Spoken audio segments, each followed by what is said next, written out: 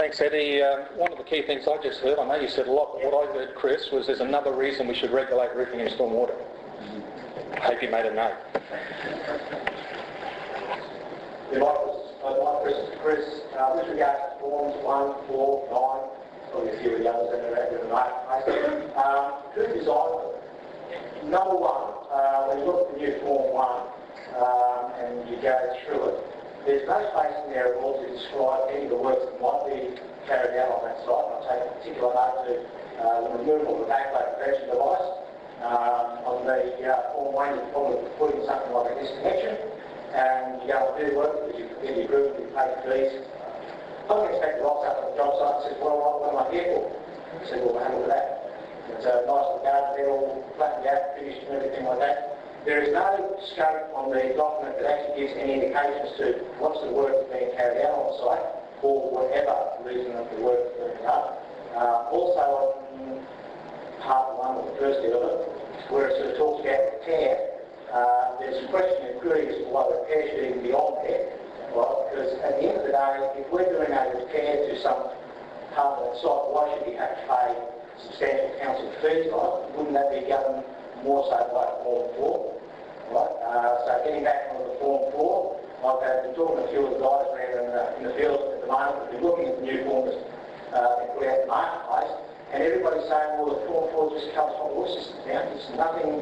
There's no space to sort of put in anything about replacement of backflow device or replacement of toilet suite or anything like that. So there's some confusion out there in the marketplace. The Form 4 is only used for hot water systems, not for anything else. Right, so that's that one. And also with the Form 9, the backflow test report form, it's really poorly designed. There's a few of the councils out there that are sort of arcing up with the front page is not being faxed in with the back page or vice versa, or it's being lost out there in the marketplace. My question to you is, who designs these forms, and do they have anybody that puts in industry consultation with the design of these forms? Because I've got to tell you, they're crap.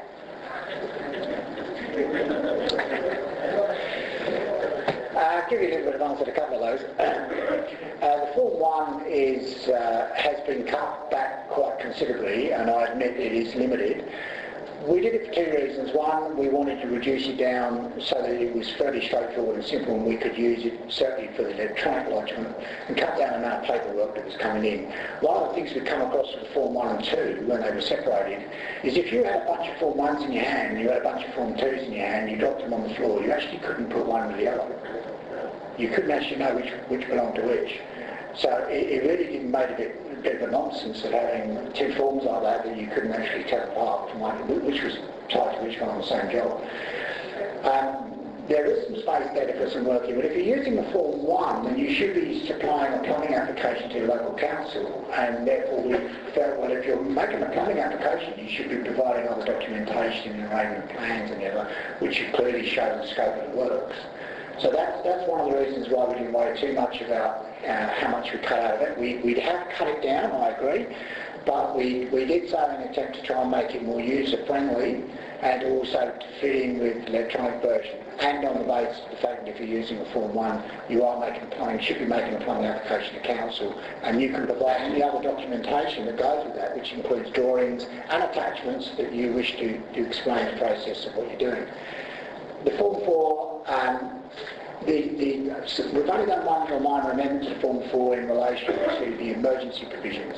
So we haven't done too much more to that, but we're always willing to have a look at trying to improve any of these forms. I have to say I haven't looked at the Form 9 for quite some time. So as far as dealing with your backflow, I really can't comment on that at the moment, but I'm more than happy to take that on board and have a look at that. What happens with the forms? There's two things happen with the forms. First of all, if we're going to make some major amendments to the forms, they go first of all to the Plumbing Industry Consultative Group that we have developed, and that's been around for quite a few years. That form goes through to them as far as in draft. We ask for their input to changes. It goes off to a whole range of people. One of the registered training providers, Skills Tech, they have a look at it. We often get feedback from MPAQ as well as other industry players.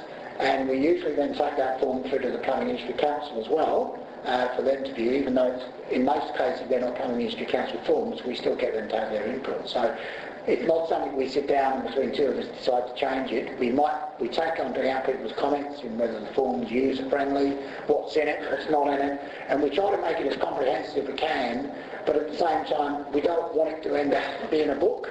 People don't want to, and I think that's one of the problems we've had before.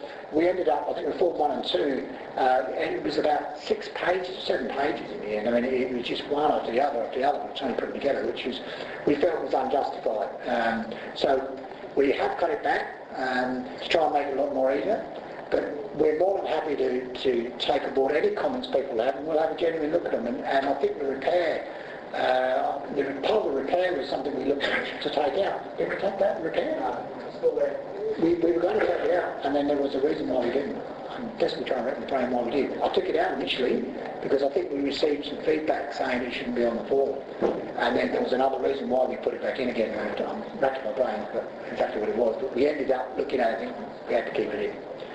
There was a particular reason why we had to keep it in. As far as how they're laid out, that's government forms. That goes off to our media comms. I don't produce that form. Basically, I produce the template. I make changes, and that goes off to the government's media and comms section, and they often come back with lots of changes, and then I send it back again and usual stuff, because we try and get things down as simply as we can, and there's certain things that have to be on there, certain statements have to be on there. So the design of the form is something that I don't actually have a great lot of input to. I argue about it, but I don't have a great lot of input actually to the finished article. We really mainly concern ourselves with the content. But it's actually a question as far as the Form 9. If Form 9 needs to be reviewed, please give us some information. I'm not happy to have a look at it.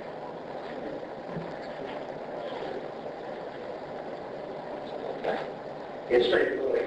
I just got a question for any of the council's representatives that are here today. Plumbers get fined for doing an indiscreet, homeowners don't, that.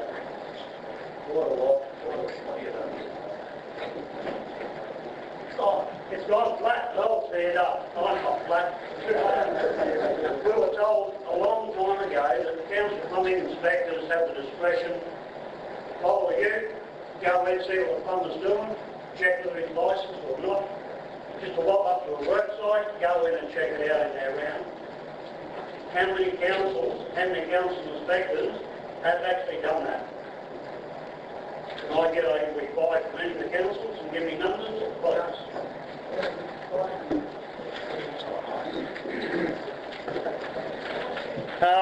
I'll give you a simple reply, and then the simple answer is it's a resource issue. We do 300 inspections a day. We're flat out keeping up with that.